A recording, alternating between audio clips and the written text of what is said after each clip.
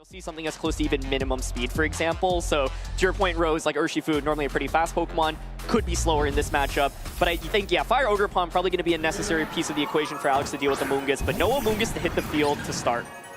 So you have the Smeargle, and so this does give so many different doors that Alex can walk through. I mean, just the fact that you are going to have two targets that would be unable to withstand something like a Fake Out, you would be able to shut down at least one of them.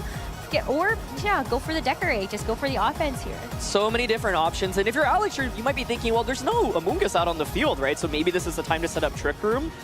I think the thing with Alex is he probably wants to set up Trick Room, then get Ursaluna Blood Moon out under Trick Room to start dealing massive amounts of damage, and maybe have Fire Ogre Pawn as your fourth one. Maybe you have Dark Urshifu over Ursaluna as well. Smeargle here, of course, does have the option to just go immediately for a Fake Out, could go for a Follow Me as well. Alex doesn't have a lot of damage right now with this Calyrex Ice Rider, right? Glacial Land's not going to do a ton to Urshifu, not going to do a ton to the Terrapagos with the Shell as well, but it is going to be a Terra to start immediately.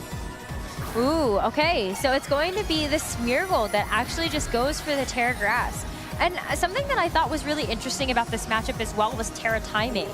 You know, you have this Terra Water on your own Calyrex Ice, which would be very good to be able to help resist things like the Rapid Strikes from this Urshifu, but then you make yourself vulnerable to something like a Stellar Terra Starstorm.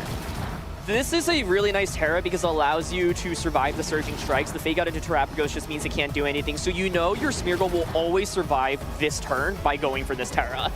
Now, if you're going for this, if you're Alex, it indicates to me he's prioritizing trying to get a Spore off with it in subsequent turns, right? So Terrapagos is going to flinch here. Calyrex will get that Trick Room up. Now, I think sometimes with these hard Trick Room teams, you want the Smeargle to actually faint, so you get your big damage dealer out on the field immediately. Alex is saying, you know what, I'm willing to not get that free switch in order to threaten with a Spore. But Brady here has Protect on both of his Pokemon, right? And so stalling out Trick Room, not necessarily the hardest, and there's Safety Goggles, Instant, and Amoonguss in the back. So is this actually worth it, basically, for Alex to have committed your Terra and not get a free switch into something that might be more powerful?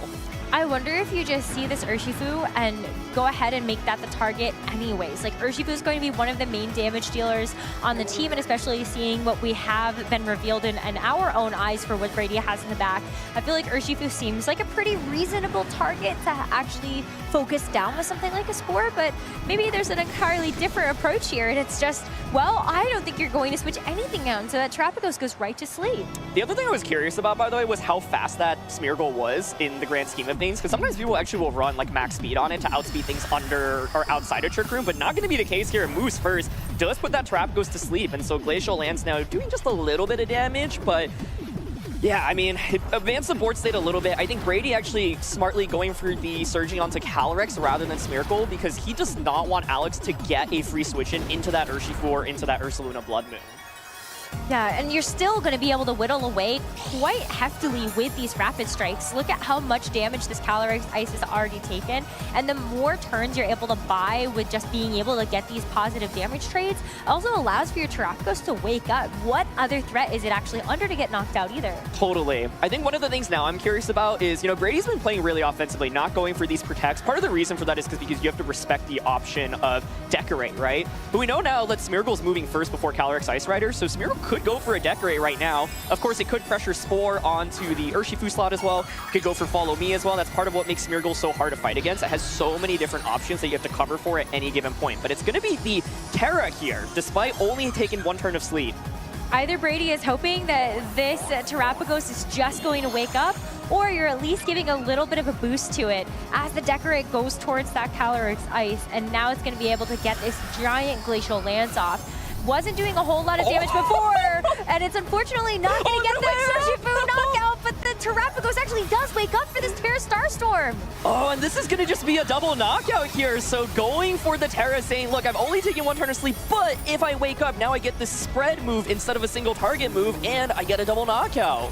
Wow, that is incredible. I mean, you're not going to be able to knock out that Calyrex with just that Starstorm, but this is the follow-up that you need, the Surging Strikes. And that's a huge turn for Brady to have taken, and a lot of gumption behind that, just to say, I'm either just going to be able to allow this Terrapagos to stay around, or we wake up, and then even better. What a clutch survival there on the Urshifu, though, right? If Urshifu faints there, then you don't get the knockout in return against the Calyrex, and now you're staring down a Decorated Calyrex, which is, I think, really, really scary. So Alex will finally get those switch-ins that he's looking for. I would expect Fire Ogre Pawn to be one of them because I think you need an Amoonguss answer, but maybe Smeargle was the Amoonguss answer. There is the Fire Ogre Pawn, and it's going to be Urshifu. So part of the value of Urshifu in these Trick Room teams is you can't protect in front of it, so it can just lock into a Wicked Blow, right?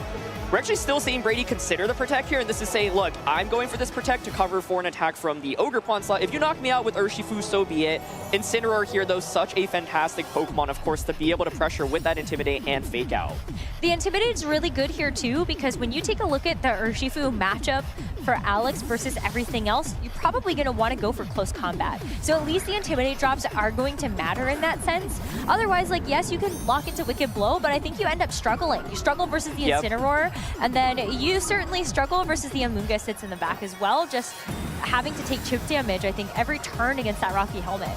Yeah, it's a really tough decision to make, and it is going to be that close combat. Goes into the Incineroar slot, and okay, gets the one-hit knockout. So, yeah, the tricky thing, in my opinion, about being down and having to lock into a move is it's like you have other 4 Pokemon to deal with, right? But the close combat here does go to the Incineroar, which is really crucial. You know, if you target the Urshifu slot, then Incin can Fake Out, it can cycle back out for another Intimidate. You have gotten the Intimidate off. Everything's taken a lot of damage, though, at this point. So Amoonguss does get to come out now, and of course, this threatens with a lot. It can pressure with a Spore, it can go for a Rage Powder as well. It is going to be that last turn of Trick Room, crucially, though. I mean, that's just the value, I think, of the choice span behind that close combat. I think, especially at this range, that's certainly going to be a knockout into the Terapagos. And yeah, this is a tough call for Brady, I think. Like, you want to get through this last turn of Trick Room, but you know you can't protect in front of this Urshifu either, so it's not even a done deal. Like, you can't just go for a Protect here and then a Protect on the Amoonguss. Yeah, okay, so you can see Brady's thinking about switching out and going for Pollen Puff. Now, that could work, but you also could just take so much damage there instead, right? Amoonguss is in a tough spot because of the Ogre Pawn right now, right? He's going for the Aqua Jet and the Pollen Puff here. Okay, just trying to get some damage on the board, saying, you know what, then I'll get Terapagos out and hopefully finish the game off with that. Pollen Puff is going to come out. Ogre Pawn takes not that much, honestly. Yeah, and the close combat into the Amoonguss, this is where maybe things start to look a little dicey. Based on the speed tiers of this Urshifu, you know, how does this actually fare into the Terapagos? But the Ivy Cudgel to follow up, at least you're getting rid of the Urshifu, but you still have to figure out, like, how do you lead this close combat past a Rage Powder into the Terapagos? Yeah, the side Pollen Puff play I think actually would have worked out there since close combat went into Amoonguss. I think Alex's logic there is, look, I need to get Amoonguss in a range where I can finish it off with an Ivy Cudgel, but I also want to make sure that your Urshifu slot does not get an attack off. So Terapagos hits the field. I think the downside of this position right now is that Terapagos is not going to be able to knock out the Ogre Pawn. Terra Starstorm has a -2 special defense on Urshifu, but it's bulky as well. So the question is, would this get a knockout? But first it's Ivy Cudgel. Does this just KO? No. I was thinking maybe if we saw a critical hit, absolutely, you could see that Terapagos fall.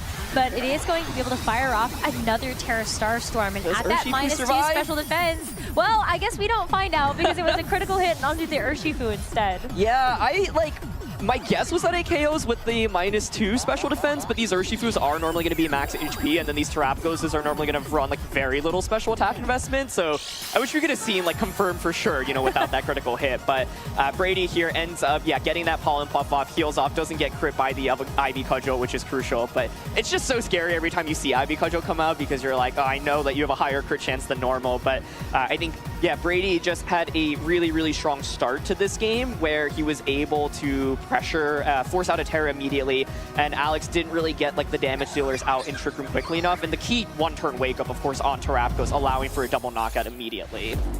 Didn't think about bringing the Blood Moon Ursaluna for that first game.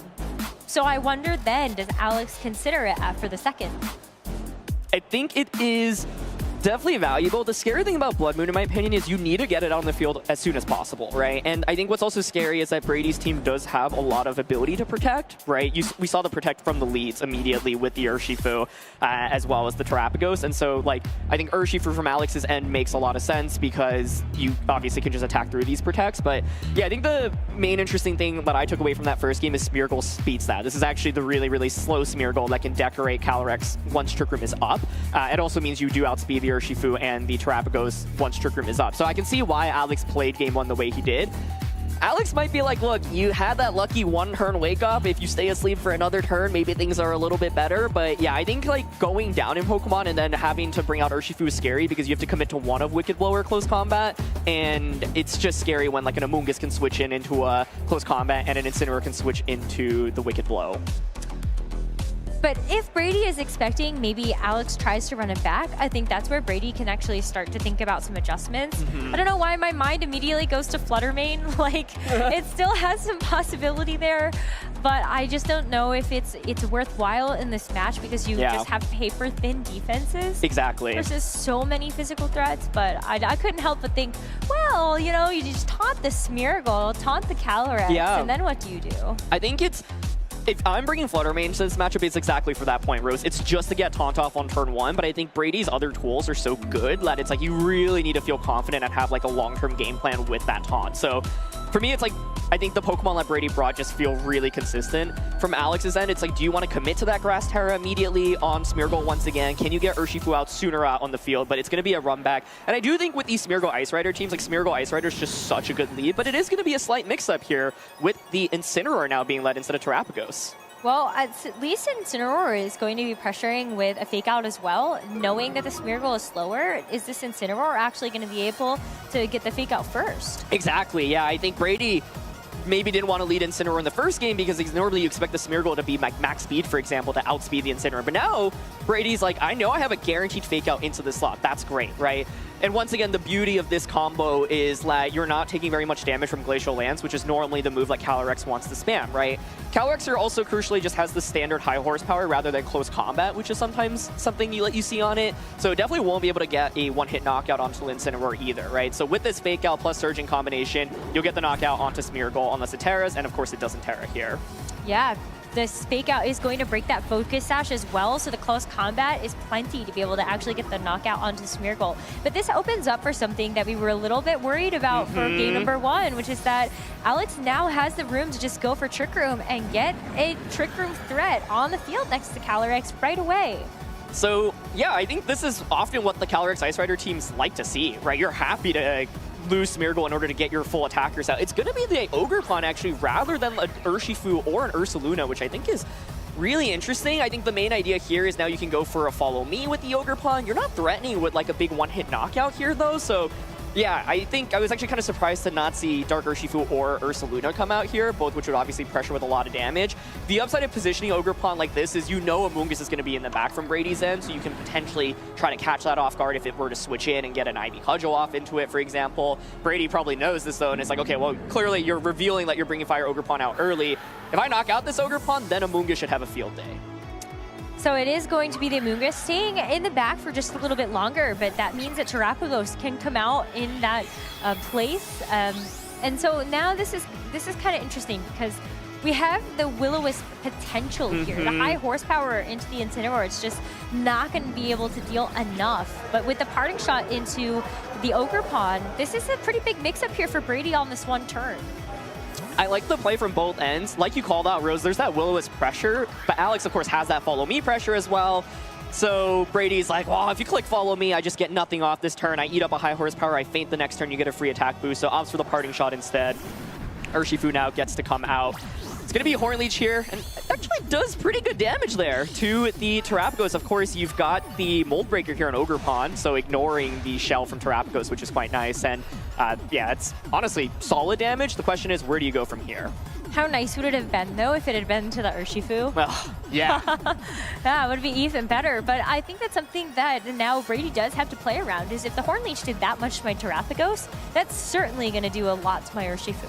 Exactly, yeah. And I think one of the things here for Alex is, like, you don't have that many turns of Trick Room left, so what is your final Pokemon as well, right? Because, like, the Dark Urshifu or Ursaluna didn't come out. Those can be a liability outside of Trick Room once this Trick Room ends, and I think Brady does have some pretty good defense on his field right now, where like Urshifu isn't like immediately threatened. Like, it's going to be Glacial, so does Glacial plus Horn Leech KO Urshifu with that attack drop on Ogerpon? We'll have to find out. Terrapagos is free to go for a Calm Mind, though. You know that you're not going to be taken out by just the Ogerpon alone, unless maybe bar a crit, but even then, I don't think so. So the Horn Legion and the Urshifu just isn't enough. And so Urshifu gets a chance to stick around for one final Surging Strikes. But this is kind of an uncomfortable HP range. If this Calyrex moves first on this next turn, you're actually going to be able to give it over a boost. Yeah. I think, though, Brady probably doesn't mind this positioning very much because, like, you just saw another turn of Trick Room, right? You still didn't lose a Pokemon. Your Terrapagos got boosted up as well. You do have the ability to protect or switch to Incineroar like Brady's considering here, but, ooh, okay, just going on the offensive here says, you know what? I'm just going to Terra Starstorm right now. I know I have this Calm Mind boost. I know the speed orders. I get an Intimidate off onto your Ogerpons here at -2 attack as well.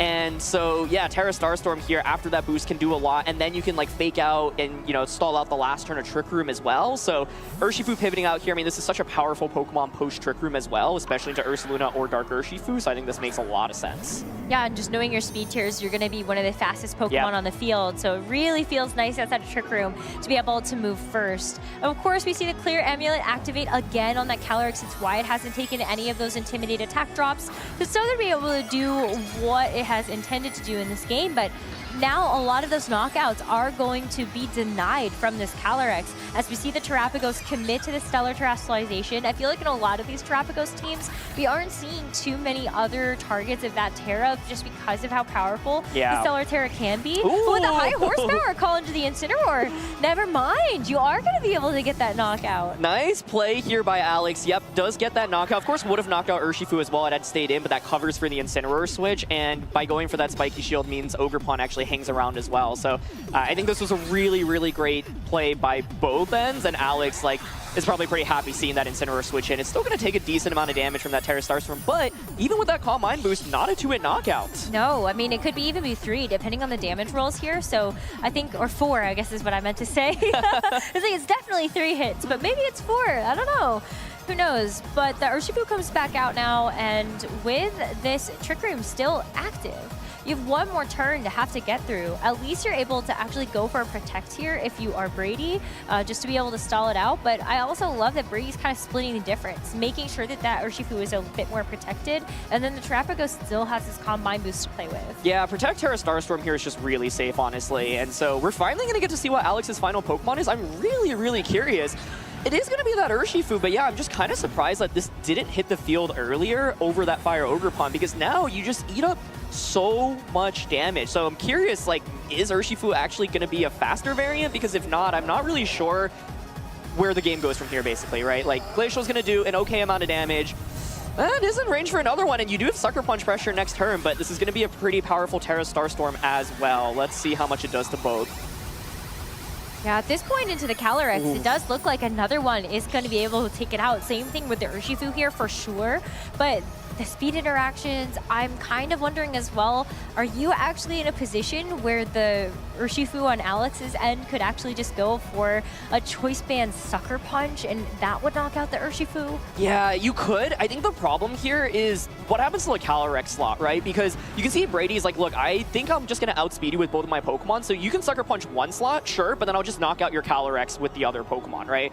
So what could work for Alex here is you protect with the Calyrex, you get a Sucker Punch off into the Urshifu, but then you still lose your Urshifu as well. So I think like this is the downside for Alex, where your team is generally reliant on Trick Room being up. You weren't able to get enough damage during those couple turns of Trick Room. This Urshifu, unless like it actually is going to be the fast Urshifu, it is likely just going to get outsped and KO'd here. So you do have to lock into that Sucker Punch like you said, but it's going to be the Calyrex Terraing here. Okay, with Water Terra, this allows you to survive a Surging Strike, so this could be the game changer. I assume with this, then you're trying to Sucker Punch into the Terrapagos. If you Sucker Punch into the Terrapagos, you have to be able to get the knockout here, and it just is barely not enough. So now, while you survive the Surging Strike from this Water Strike Urshifu, you're not going to be able to survive this Terra Starstorm. Yeah, wow, clutch survival there. These Terrapagoses normally have a ton of defensive investment, right? Like, do not be surprised to see something like close to max HP, max defense investment, survives that Choice Band Sucker Punch, Terra Starstorm gets the double knockout now, and Alex is all but done in this one. Oh, wow. I mean, I thought maybe, like, what if you actually terrestrialize the Urshifu, yeah. get the Dark Terra, you are guaranteed the Sucker Punch there. But unfortunately, I think that means that the Amoonguss just comes in, you're able to Rage Powder it away, and the game is still in a similar state. But wow. I mean, Brady has had 2 very big survivals in both of these games that have resulted in a game win. And even though this Ogerpon gets a chance to hit the field, it's just not going to be able to withstand an attack from either of these Pokemon. Yeah, I like the decision from Alex's end, though, because this game looks completely differently. You know, you saw the survival on Calyrex, right? So if the Terrapagos actually faints there and you get the Trick Room up, I think then you have the ability to start coming back into the game as well. But this Terrapagos so clutch. 1 turn wake up in game 1 and then just surviving the Choice Band Sucker Punch in game 2 to give Brady the victory here. Well, Terrapagos sure loves its trainer. I think it's what I've found out from this particular match. But great efforts by Alex. Of course, we have seen